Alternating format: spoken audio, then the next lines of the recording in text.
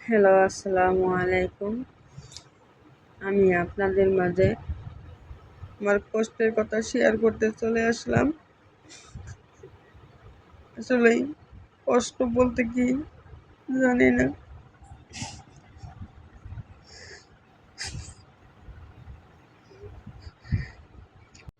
এই সেই ছেলেটা যে বারবার মুসলমান মেয়েদেরকে নিয়ে প্রতারণা করছে। আমি আপনাদের কাছে অনুরোধ করছি, আপনারা যে যেখানেই থাকেন না কেন, আর একে যেখানেই পাবেন স্ক্রিনে আমার নাম্বার দেওয়া থাকবে, অবশ্যই আমার নাম্বারে যোগাযোগ করবেন। এরে আমার হাতে তুলে দিবেন, এমনকি না পারলে আইনের হাতে তুলে দিবেন। কিন্তু যদি আপনারা এর বিচার না করেন, তাহলে এ দিন প্রতিবার আমাদের মুসলিম ধর্মটাকে নিয়ে এভাবে খেলা করবে। একটা হিন্দু ছেলে হয়ে আমাদের মুসলিম ধর্মকে নিয়ে এভাবে খেলা করতে পারে না, সেটা আমরা মেনে নিতে পারি না। আমি যদি মরেও যাই, তবু এক পাও পিছাবো না। আমি এর জন্য যত দূর যাওয়া পর্যন্ত লাগবে আমি যাব। প্রয়োজন হয় আমার শরীরে রক্ত বিক্রি করে হলেও আমি ওর বিচার করব, আর ওর বিচার করে যাব আমি। এতে আমার যতদূর পর্যন্ত যেতে হয়, কারণ এই ছেলেটা ওই আমার সব কিছু নিয়ে গেছে, টাকা পয়সা গয়নাগাটি সব কিছু আমার নিঃস্ব হারা করে থুয়ে গেছে। থুয়ে এখন ওই আরেকটা মেয়ের সাথে সংসার করব, না আমি কোনো দিনই মেনে নিতে পারবো না। তাই আমি সবাইকে অনুরোধ করছি, সবাই আমার পাশে থাকেন, আমাকে হেল্প করেন। আমার এই সবাই বোনটাকে আপনারা একটু হেল্প করেন, একটু দেখেন। আপনারা যদি গেলে আমার হেল্প না করেন, তাহলে আমার আত্মহত্যা ছাড়া আর কিচ্ছু থাকবো না। আমার আত্মহত্যাটা বেছে নিতে হবে। স্ক্রিনে যে ছেলেটার ছবি দেখতেছেন, এই ছেলেটা হিন্দু ছিল।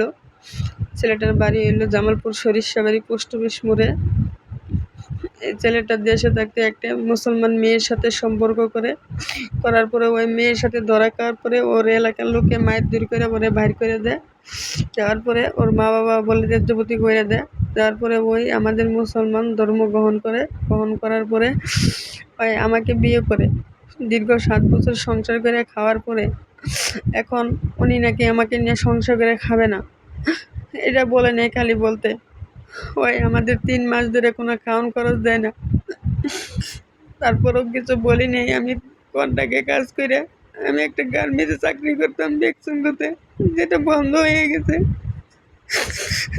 তাই আর কি কন্ট্রাক্টে কাজ করে আমি আমার মতো করে সংসার চালাইতেছি। তারপরে ওই এদিকে তলে তলে দোকানে 30-35 হাজার টাকা বাকি ফেলাইছে।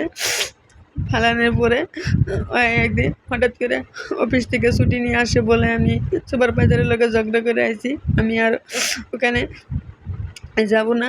পরে এই টাকা আমার ঘরে 2 লাখ টাকা ছিল, স্বর্ণের গয়না ছিল, এগুলা সব কিছু নিয়ে ওই কি করে ডোয়ার তালা ভাঙ্গে পালাই গেছে।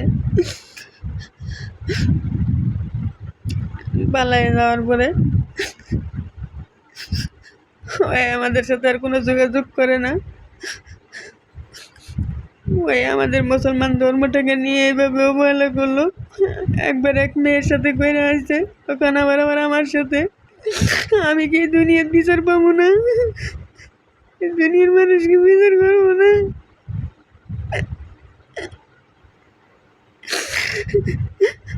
ওই ওই আমাকে বলে কিছুই করতে পারবি না, হয়তো কোর্টে ইবিডিবি করছে, সে কাগজটা চুরি করে লয়ে গেছে।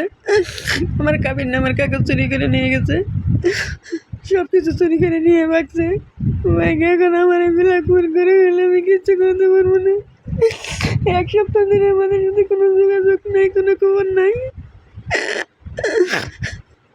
আমি চাই আপনারা এই ছেলেটাকে বিচারের আওতায় নিয়ে আসেন। কেন আমাদের ধর্মের সাথে এভাবে বারবার প্রতারণা করতেছে? ওই আরও আমাদের ধর্মের মেয়ের সাথে প্রতারণা করবো বোঝেন, এই সুযোগগুলো না পায়। আমি আপনাদের কাছে হাত জোর করে বলছি, আপনারা আমি বিচার করেন। পারলে ওই ছেলেটারে আমার কাছে এনে দিন, আমি ওর ছেড়ে বাঁচবো না।